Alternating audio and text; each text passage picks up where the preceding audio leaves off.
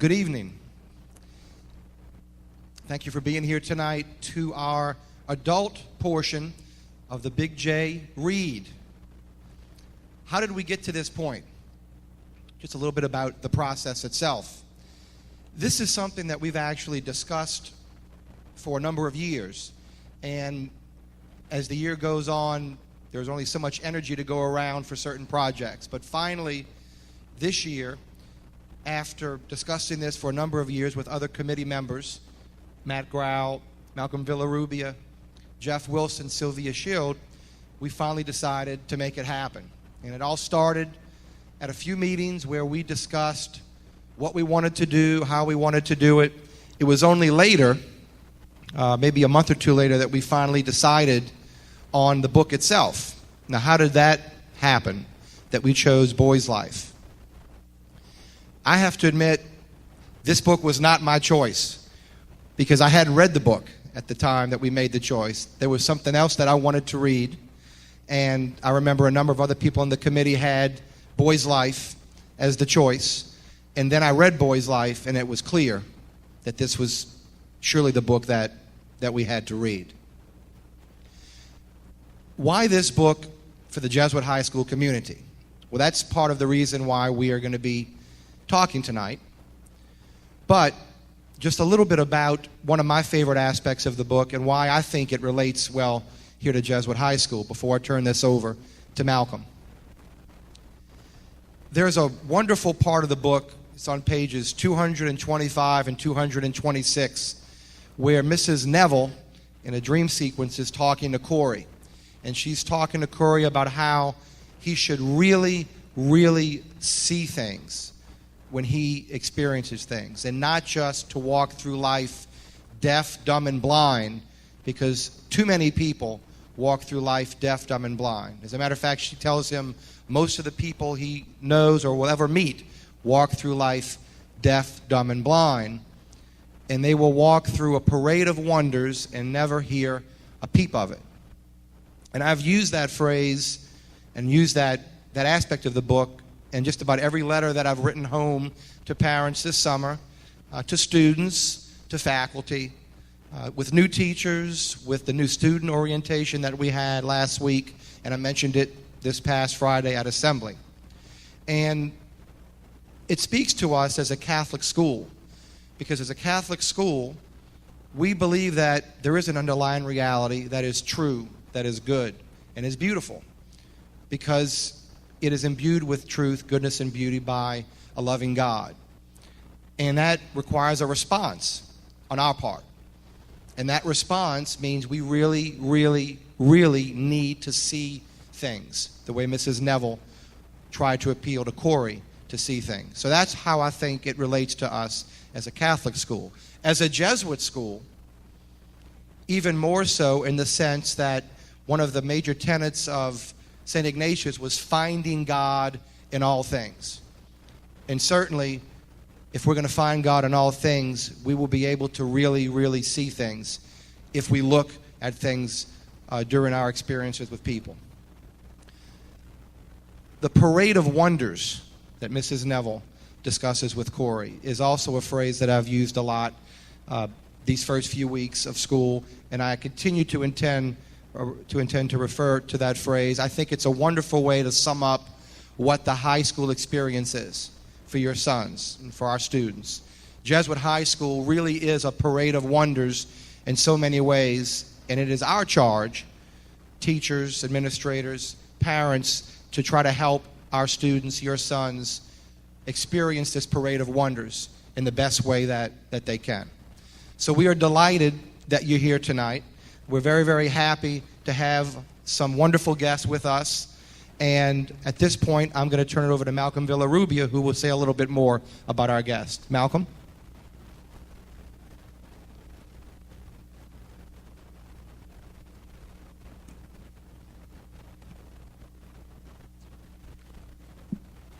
Just a few words about Mr. McCammon.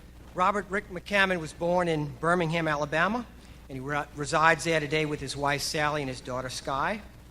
He received a BA in journalism from the University of Alabama. Mr. McCammon has published 14 novels, including They Thirst, Boy's Life, Gone South, and Speaks the Nightbird. And his latest novel, Mr. Slaughter, will hit bookstores very soon, is the third in a series that features the detective Matthew Corbett. If you wander into a Barnes & Noble's today to purchase a McCammon novel, you will not find it in a fiction section. Rather, you're going to be directed to the horror and mystery section. Much of Mr. McCammon's fame has come as a writer of horror. In 2008, he received the Grand Master Award from the World Horror Convention. And in 1987, his novel Swan Song won the Bram Stoker Award, tied with Stephen King's novel Misery. And although Boy's Life won both the Bram Stoker Award and the World Fantasy Award, those of us who have read Boy's Life know that while there is much fantasy, there's little horror. And Mr. McCammon's more recent novels have taken a new direction. His 2002 Speaks the Nightbird has won several awards as a novel of historical fiction. Mr. McCammon last visited Jesuit in 1994 as our visiting author. Boy's Life was hugely popular with our students. And in 1994, his daughter Sky was just 2 years old. I recall Rick commenting to me during his visit that he was reveling in the joys of his relatively recent fatherhood. Rick's warmth and geniality greatly impressed both our faculty and our boys. And on a last and personal note, one of my fondest and most pleasant family memories is of taking a summer vacation in 1995, driving to Hot Springs, Arkansas with my wife and 2 sons.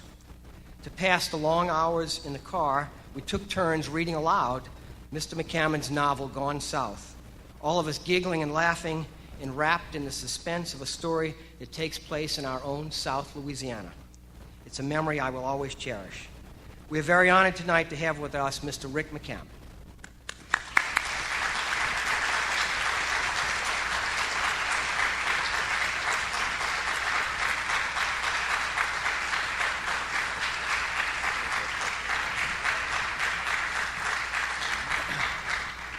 Thank you so much. It's so good to be here.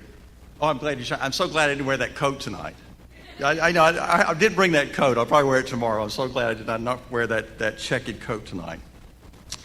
Thank you so much for being here, and thank you for having me. When we talked about doing the Big J read, and I realized, that you guys I'd been asked, it was really a stunning honor, because I had such a great time here in 1994. I love the campus, and the students here are fantastic. So when I realized, everybody's going to read the book, the parents are involved, and I thought, this is just fantastic. So thank you so much for having me back again. The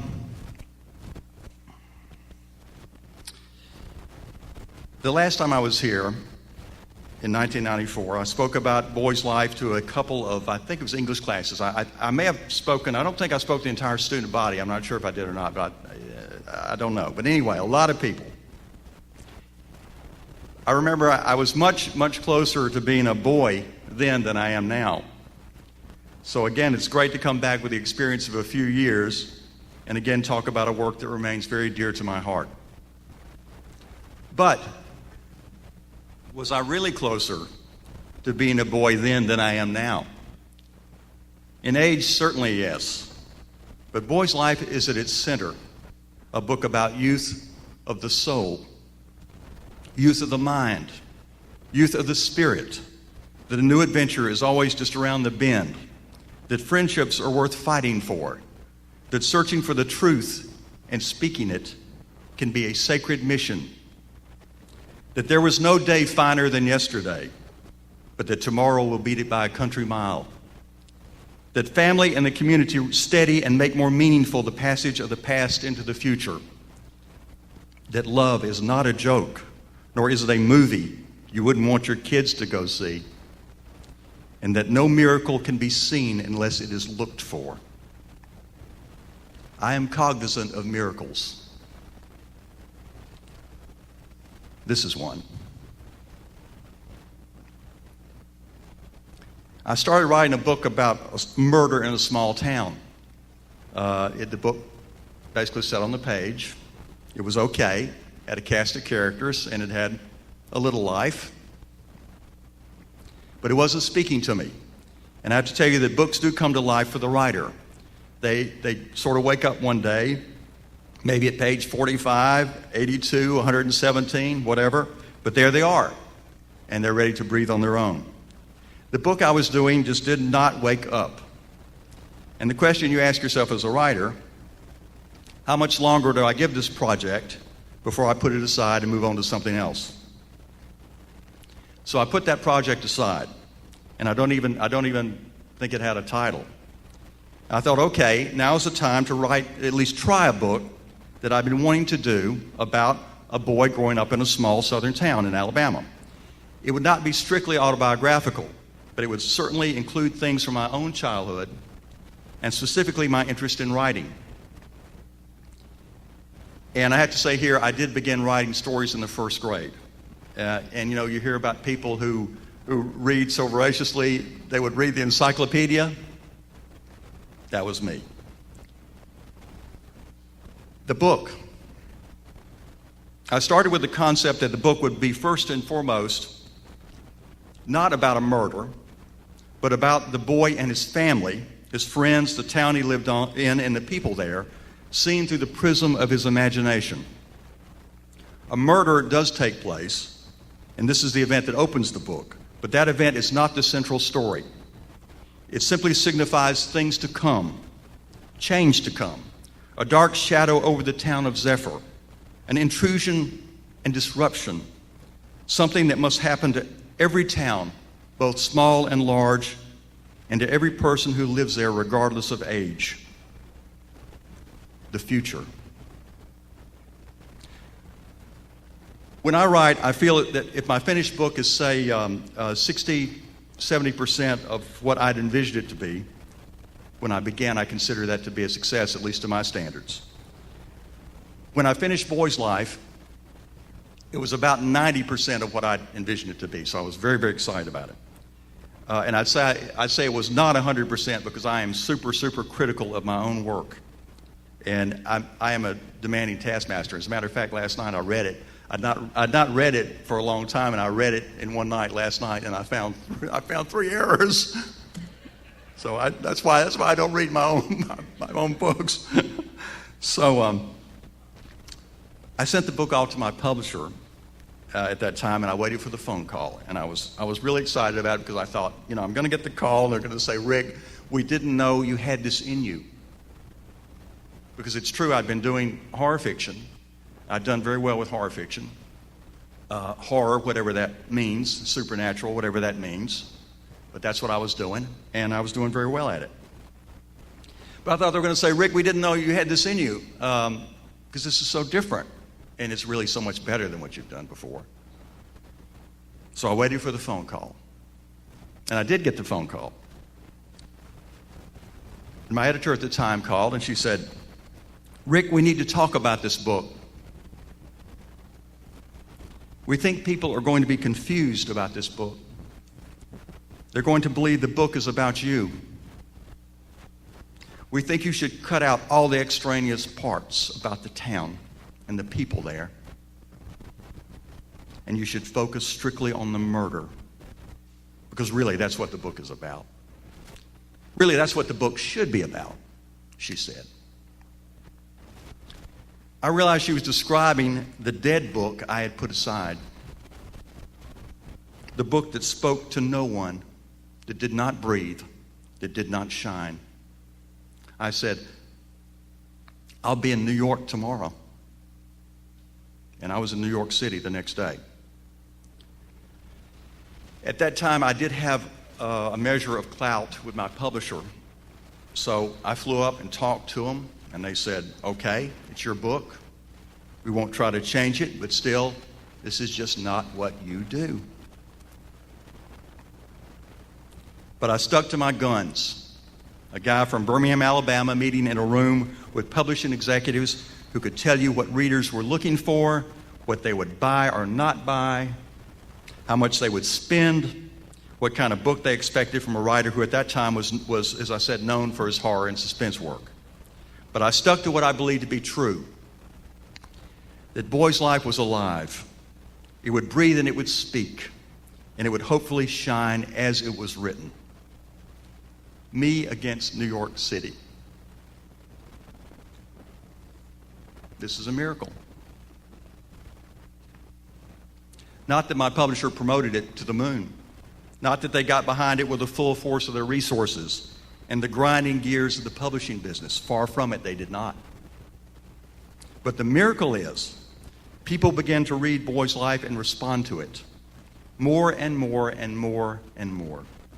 I suddenly realized that Boy's Life really was alive because it was speaking to people young and old all over the world. It was speaking in a variety of languages, but a commonality of emotion, of feeling, of understanding that all of us wish to hold onto something as we go forward into a sometimes dark, shadowed future. We want to hold onto the magic of childhood.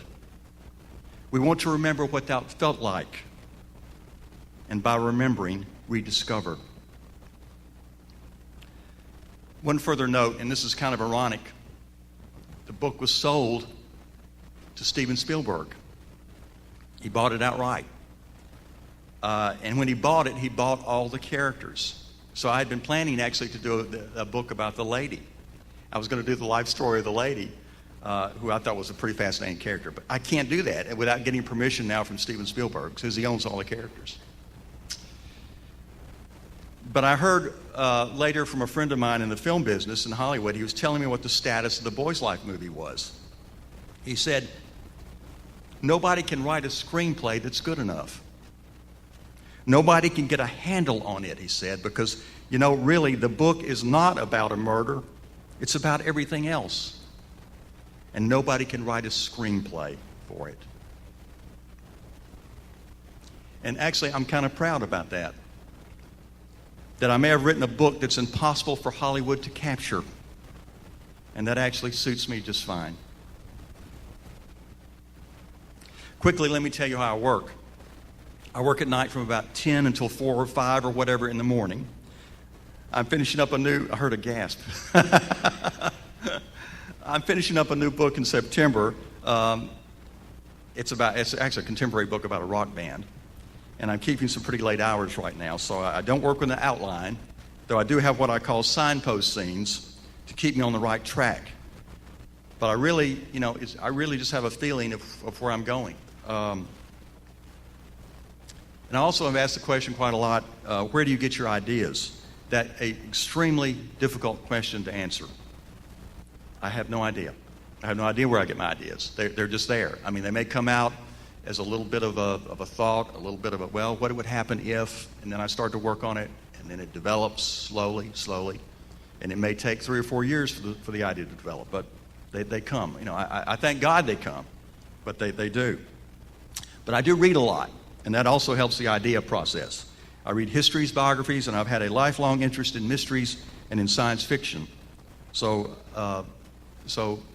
there's so much to read and so little time to read. There's actually so much to write. And says the boy aged quite a few years since the last time he was here, so little time. Boy's Life has amazed me by its reception in so many countries, and also by the fact that it's on the reading list of so many schools. And here's something I really do need to touch on, the profanity in the book. There is some harsh profanity in the book. A few schools, not many, have either taken Boy's Life off their reading lists or put it on parental approval only lists due to the language. There's not a lot of bad language, and I'd like to make this point to anyone who might question why I put the language in the book. Number one, Boy's Life was not written for young readers. Young readers discovered the book. Either they did or their parents did. But I can't tell you how many letters I've gotten expressing the fact that parents are grateful for any book that will hold the attention of their children. But the language has to be addressed. I've heard other writers in similar situations say, the language, it's a fact of life. Parents have no idea what their kids hear at school or on the street. So what's the problem? It's nothing they don't already know. I buy into that a little bit, but that's not my reasoning. My reasoning is that the offensive language serves as a blinking sign over the heads of characters who are either troubled, who have dark spirits, or who are basically bad apples. The characters who use that language do not invite emulation. If you met them on the street, you would either pity them or you would avoid them.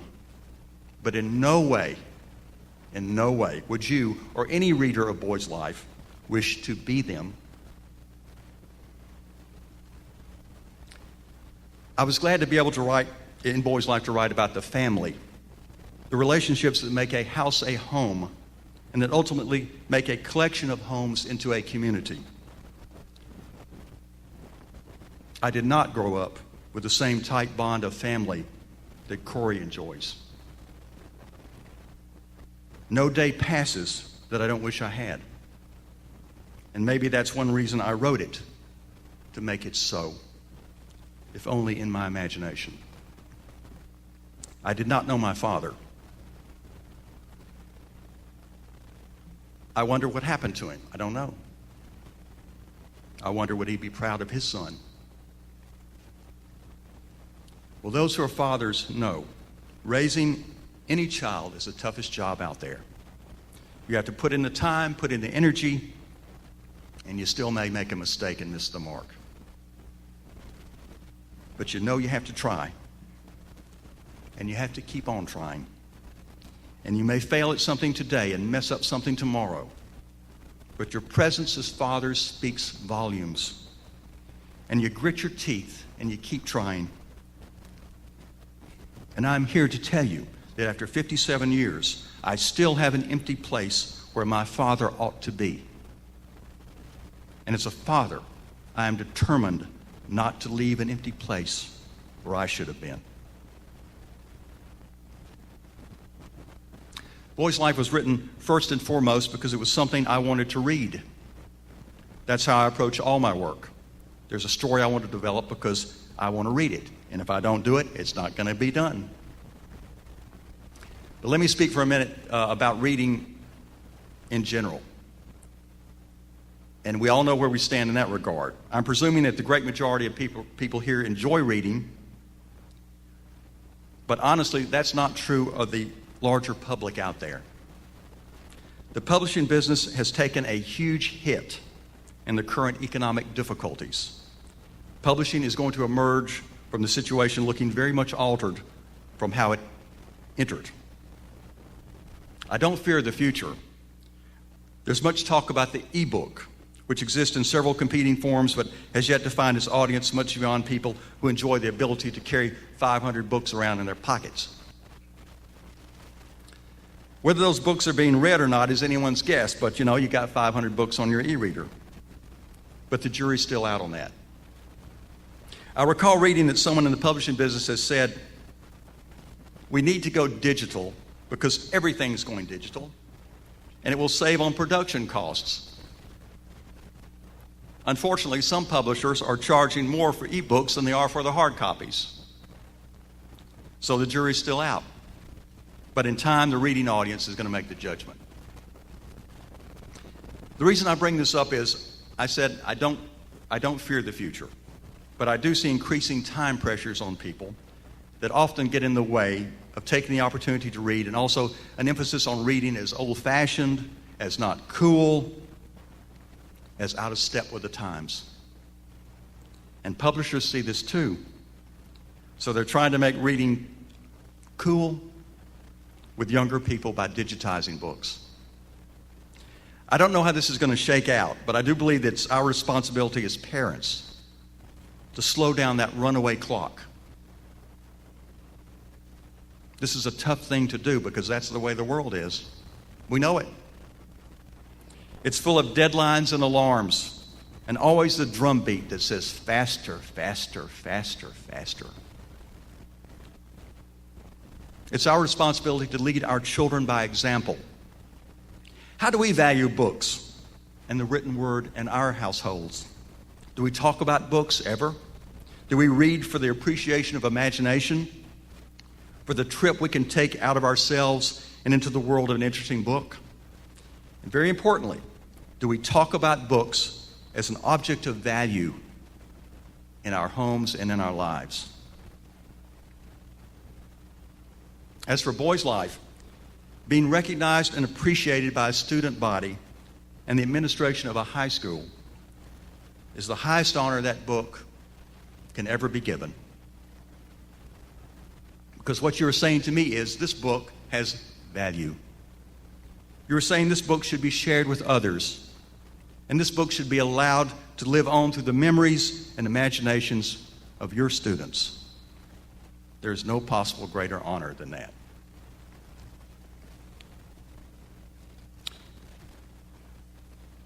Matt posed an interesting question to me. He asked, "Who is Corey today?" And he added a question, "What is he becoming aware of?" So, because I know Corey so well, I decided I'd ask him. I wrote him a letter. Here's the reply I got back.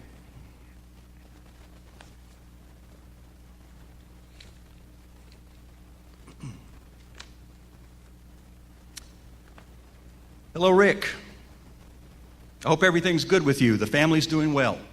My daughter's really getting up there now. 20 years old. Can you believe it? Well, I'm glad you haven't forgotten your old bud. We do go back a ways, don't we? I haven't been to Zephyr for a long time. The interstate has a way of speeding you right past the turnoff. But that's okay, because I always know that when I'm ready to go back to Zephyr, Zephyr is always ready to welcome me. I've given some thoughts to the questions you asked. I am both the same as I was and different too. Aren't we all? It seems to me that this is part of the challenge of life, to try very hard to keep some inner part of yourself flowing pure and clear and strong while the world throws everything it can at you to muddy your river. I have to admit, my river has known some turbulence. It has been tested over rough rocks and daunting falls. It has at some places in its journey been darkened by silt and sullied by garbage. But I've tried, and still try, my best to keep it flowing strong toward the sea of its ultimate destination, wherever that may be. I have a road I walk. I call it my road. I particularly enjoyed in late August, in the fading blue light of evening, the last light of summer, betwixt and between the sun and the moon. I think of many things on this road. I remember, I dream, I imagine. I give thanks for what I have and what I have to look forward to. Often on this road, the cicadas of late summer sing in the trees. I never fail to hear them say from either side of that long and twisting road, "Zephyr, Zephyr, Zephyr." I know where I've been. I don't know exactly where I'm going, but I do believe that when I get there, it will be a wonderful place. Thank you for your letter. Take care. Your friend, Corey. P.S. You'll never believe what I found the other day on eBay. I bought it. It's not in style anymore, but it sure is a pretty bike. I wonder if it might be the very same one, and if it would remember me and wake up like a lamp turning on in the dark. Now that would really be magic, wouldn't it?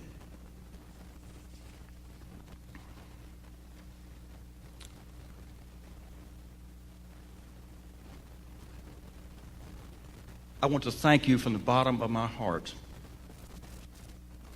for asking me here to speak to you, to address your children, to have some measure of influence in the lives of your children. Again, that's the highest honor that can be given a book, and absolutely the highest honor that can be given an author. Thank you very, very much.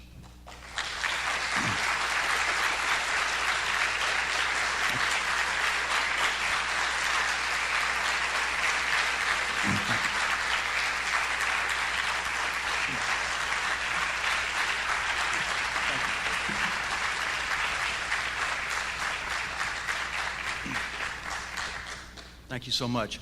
I'd love to take questions if anybody has questions. Yes.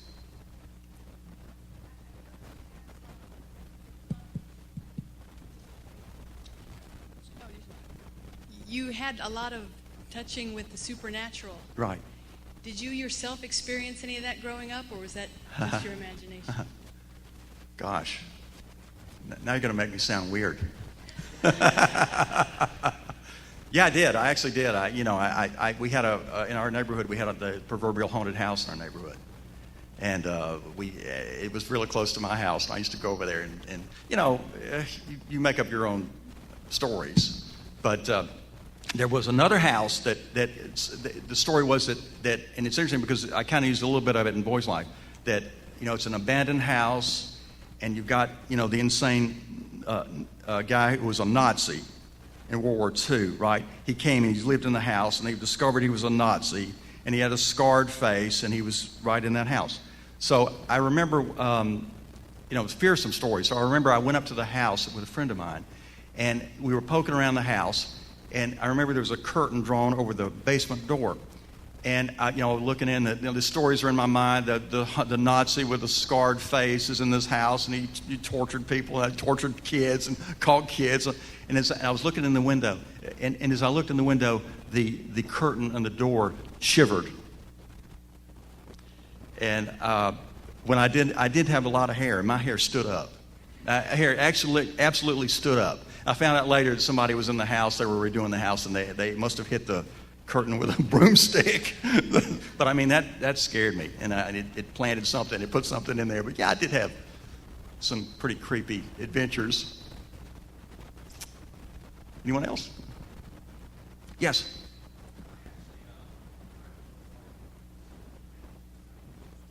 Mm-hmm. Yes. Yes.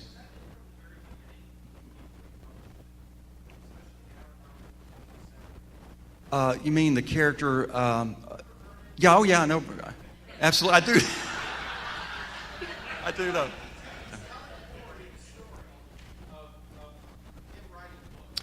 Well, see, this is interesting. I'm glad you bring this up because actually Vernon is very much me.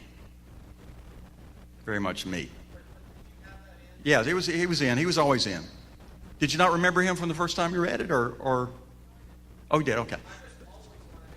Yeah. Well.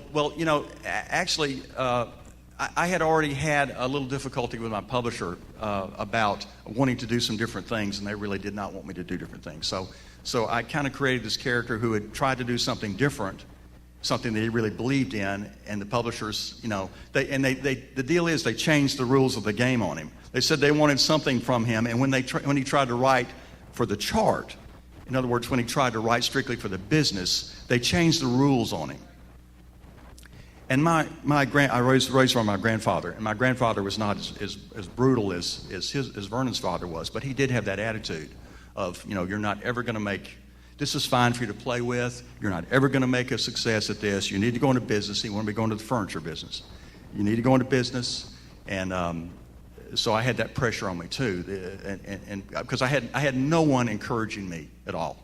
No one encouraged me to do, this was all me. And because I had a bad home life, and I think I just kind of went into writing as an escape just in a conduit for my imagination.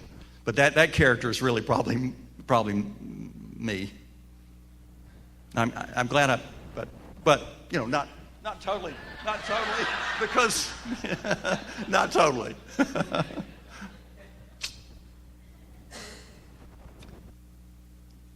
Yes. I have book club at my house on Wednesday, and this is the book I chose, and so there'll be 11 other people there. Okay. If you could have one question that you'd like to know was up for discussion at a book club. Could you recommend one?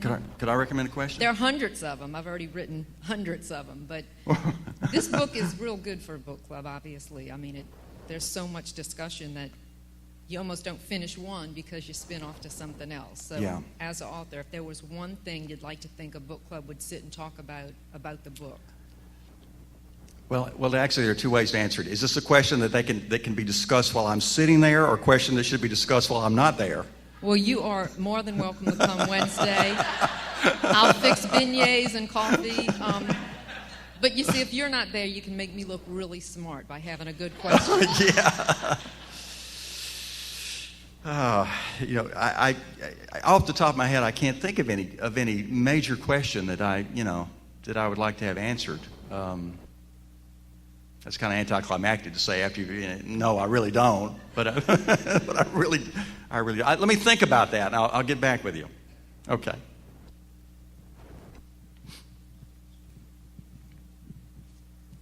Hi. How would you make the environment of 1964 and that time period relevant to a young boy's environment today? Or how would you draw some connections? Let's say a young person be reading the book today and thinking, oh, that's great, that's something my dad experienced, but that's not the world I live in today. Right. So how can you make that relevant? Yeah. Well, with difficulty, that's for sure, because the world has changed so very much.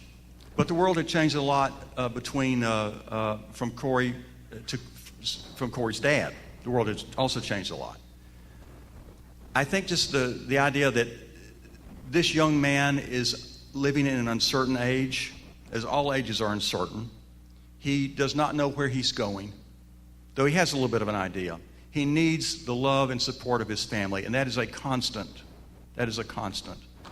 And no matter what kids do or what their attitudes are or what their language is or whatever, the constant is that kids need the support of their families, whatever they want to do. And just like we were just saying, I got no support at all for what I wanted to do because it was considered to be just ridiculous.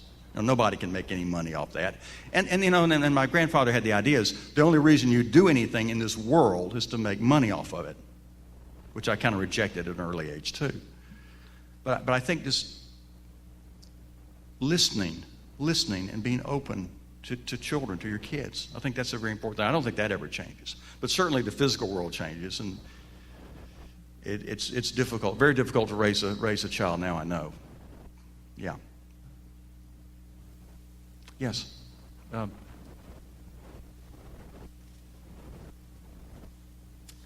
we are.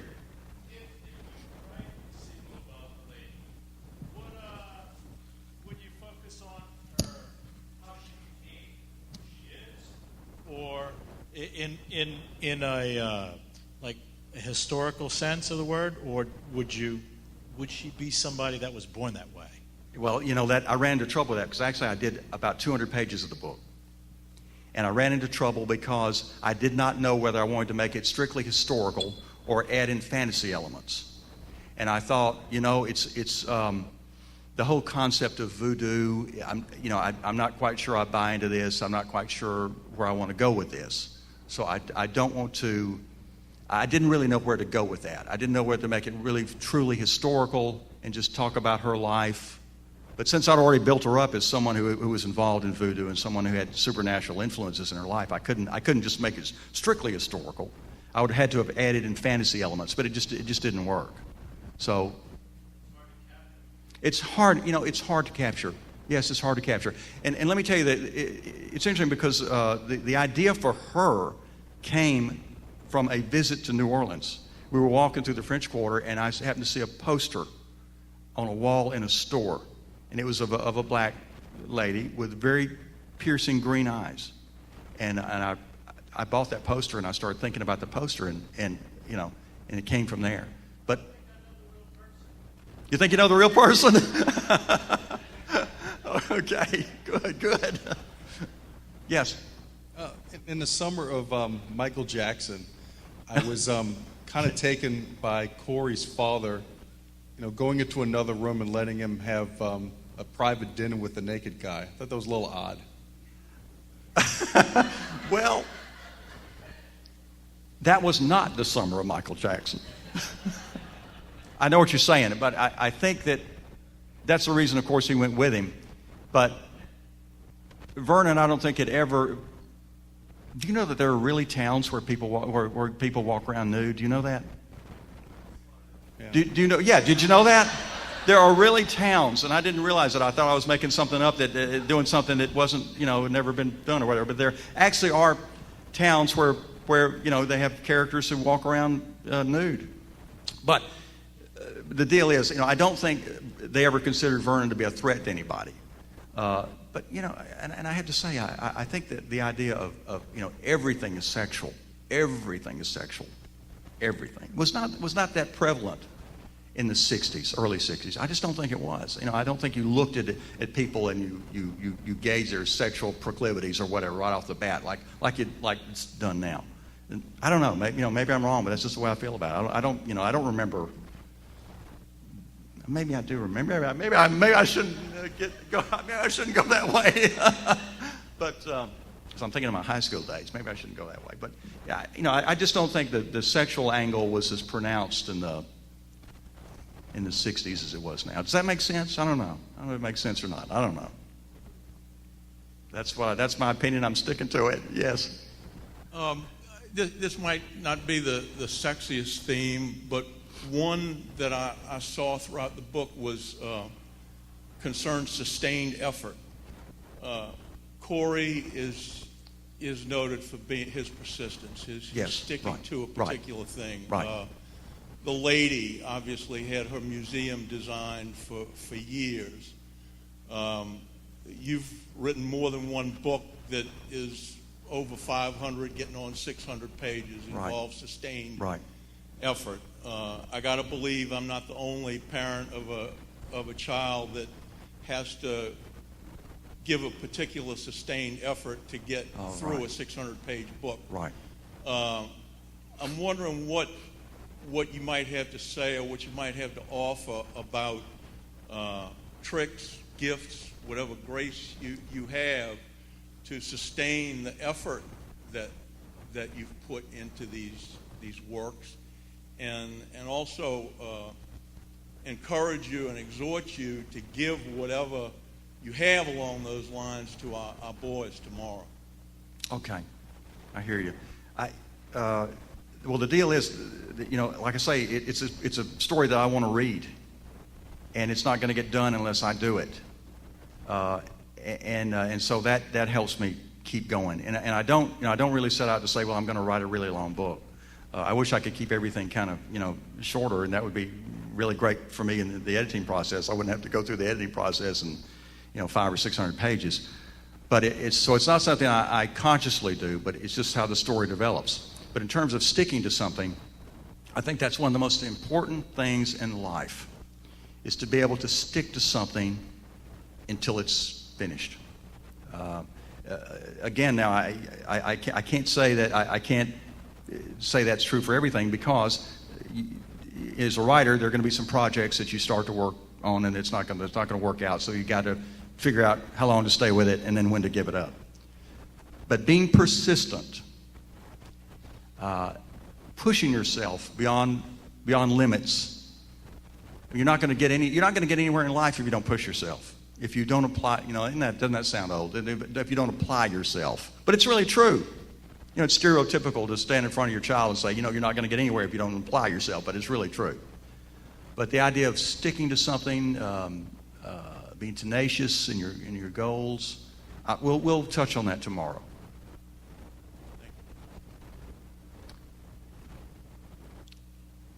Yes, did you? Yeah. First of all, thanks for the book. It was wonderful. Oh, good. Thank you. You talked about the evolution of you going from a horror writer to writing this novel. Yeah. Can you talk a little bit about your evolution past this and how's it changed you as a writer? Yeah, I'll give you the gory details. Right after that, I finished Gone South after that, and then I decided I wanted to do something really, really different. I wanted to do a historical novel Speaks the Nightbird is set in 1702. It's about a woman who's accused of being a witch. And because this really made me start thinking, you can do a lot of different things, and I want to try a lot of different things. So I decided to try this book. And when I was talking to a publisher about it, and it was Viking, great publisher, but the editor that I was involved with did not get the book at all, didn't understand it at all. We just didn't see eye to eye at all. And she didn't understand the historical elements. She didn't understand my sense of humor. She thought that my hero, Matthew Corbett, was a detective, or a young man at that time, and a magistrate's assistant, that he should fall in love with a woman who was accused of being a witch immediately. They should meet and fall in love immediately. Now, I pointed out that she'd been in a cell, and she'd been going to the bathroom in a bucket for about 5 months. So that's not going to happen. But no, you need to, because this book, needs to be written for women, and women will like this. And I said, no. So what happened was, basically, I had a big go-around with her, and the book didn't get published, and I went home for 10 years and didn't do anything because I thought I was through in publishing. The deal is, in publishing, you kind of have to, you don't have to, but they expect you to jump when they say jump, okay? Let's be honest about it. Jump when you say jump. Because we are the gatekeepers, and we allow you to do what we want you to do. And I didn't like that. I wanted to do what I wanted to do. Because the one great thing about being a writer, this is not about money, it's not about ego, it's not about any of that. The great thing about being a writer, over and above being able to tell stories, is freedom. Freedom. I can do whatever I want to do. I can go wherever I want to go and write about whoever I want to write about. So when somebody tells me, no, you can't, we have a problem. But basically, I thought I was through with writing, through in the publishing business, and I went home for 10 years and didn't do anything. So a local publisher in Alabama, I was reading for a group in Birmingham, and this local publisher said, what's going on with Speaks the Nightbird? Well, nothing. And so this local publisher published it, and then it got picked up a paperback, and then I decided, well, what else do I want to do? Well, maybe I can continue this series about my young detective in 1702, and I'm going to do 10 books. So in the series, so I'm on the third book comes out in January. In the meantime, I'm doing a contemporary book next, and I'll finish that in September. It's about a rock band, and it's about a rock band who's they've been on the road for a long time, for years. They're about to break up, and they decide to write a last song together. And it's the stories of what happens when they try to write this last song together. It's a little bit supernatural, but it's not really a horror story, but there's a little supernatural in it. But the deal is, after I did Boy's Life, I broke out of my cage. I was free. But I had to earn my freedom again. I had to earn it, because you don't do anything. That's another thing we'll talk about tomorrow. You earn what you get. Nothing's given to you. If something's given to you for free, it ain't worth nothing. You got it. You got to earn it. You got to fight for it, and you got to earn it. So Boy's Life broke me out of a cage. Yeah. Yes. Hi. Hi. I love the book. Thank you Thank so you. much. And I had a two-part question. One was, you had so many different themes and so many characters, so many different storylines going on. I love that about it. I was amazed. And you said you didn't work off of an outline. No, but I don't. Did you have some themes you wanted to touch on before it happened, or do the characters pop up and then they have their own themes? I guess that's one part of the question. And then my second part is, I'm an artist as well, and when you said that you sold it to Spielberg, Yeah. Is it hard to let go of your baby, your creation? When you publish it, it's one thing, but when you sell everything outright, is there any little seller's remorse or anything hard to let go of? Well- and I passed your book on. I was on a train last month outside of Croatia. Oh, yes? And I walked into the next compartment because I heard a couple of girls speaking English, and I just finished it. And I said, somebody has to read this book. So Well, your thank you. I book appreciate is in that. circulation. Thank you. Thanks. Thank you. The first part of your question, I don't understand writing. I don't understand how these things happen. And, I've been asked to teach some classes in writing, and I don't know. I don't know how it happens. what has become very clear to me in the last few years is that I'm born to do this. I'm born to do this. This is what I do. But what it is, I don't really understand because I don't write an outline. I have sort of an idea of what I want to get to. I have an idea sort of the themes and the characters and the way I want them to develop, but not really. It's almost like the characters, and this is cliches too, but it's really true. They really do develop on their own. They develop on their own, the themes develop, and you just have a feeling of whether something is right or wrong. Is it going in the right direction or not? It's like looking, I guess, at a painting, and it's not, you can't see beyond, you can't see what's on the other side of the painting. You can't see, it's not in 3 dimensions. And for me, for it to be working, it has to be in 3 dimensions. The characters have to come to life, and it's just something that just happens. And I guess, in a way, back to your question about the supernatural, in a way, it's a mystic thing. I can't really explain it. I know I wish I could, but there it is. I just can't explain it.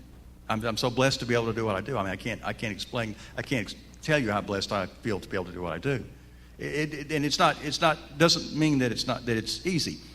We were on a trip to Florida, and we went by a church, and it has one of those signs in the church, and the sign said, "Faith makes things possible, not easier." And I always have faith when I begin a project that it's going to work out, that I'm going to get to some conclusion and it's going to be up to my standards. But it's not going to be easy. I know it's not going to be easy. It's going to be a lot of work. For every page that is finished, I've done 20 or 30 pages. So it's not easy. But I guess it's a matter of faith. You just have faith in where you're going. The question about Steven Spielberg, I have no qualms about that at all. None. Because this is my child. And this will always be my child. Now, what's done with it for the movies, that's somebody else's child. And I've been asked to do screenplays before. I don't want to do screenplays. This is what I do. Really, this is what I was born to do. This is what I do. This is my child. So, not at all. Anyone else? Yes?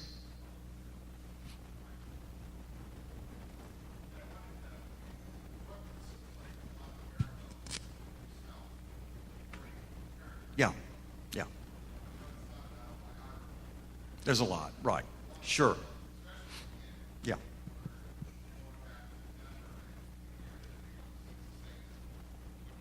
Yeah, right. Yeah. Well, certainly the idea that and again, I did not have the childhood that Corey had, and Corey needs to express himself. He has a feeling that he has stories, as he tells Davy Ray about the different kings on the different planets. He just makes it up there as it happens. That was kind of me. I could make up stories right on the fly like that, and I remember making up stories to kids in my school, in my class, and it was an instant magnet for people, because people, it seems to me like if you find the key to people's imaginations. I mean, I wasn't good at sports.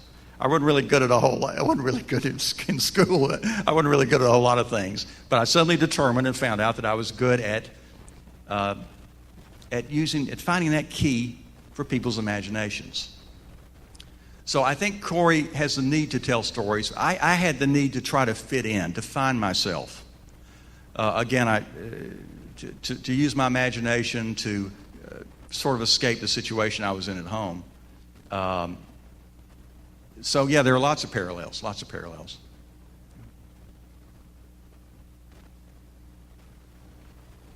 Anyone else? Absolutely. Oh yeah, that's one of the first songs I remember hearing, and yeah, absolutely. I love this presentation. Thank you so much. The Lyric Theater. There actually was a Lyric Theater in Birmingham. That's not the one in Birmingham, but it's downtown Birmingham. But thank you for finding that picture. It's so great.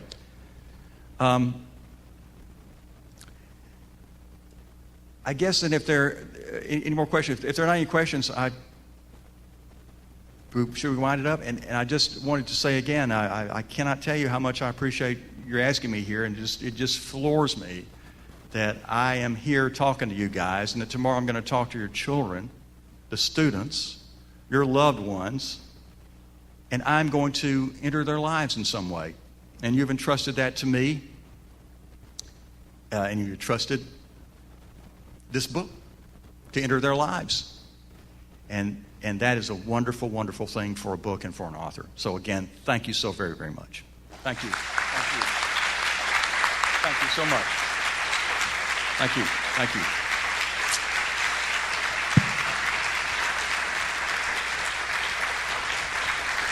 Thank you. Thank you. Thank you. Thank you again for being with us tonight. We look forward to another full day tomorrow with Mr. McCammon and Sally and Sky. And thank you for participating. Thanks again.